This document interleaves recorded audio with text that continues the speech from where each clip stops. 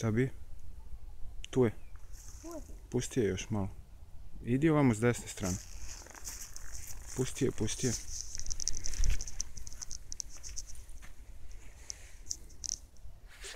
Evo je.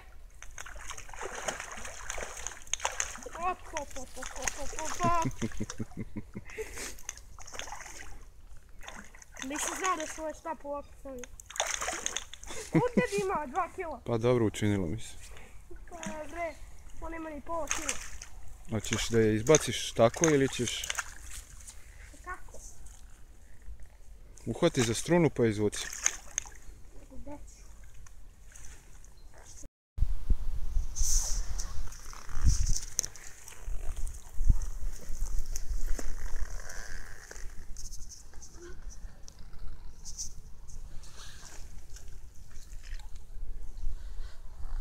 Ćao.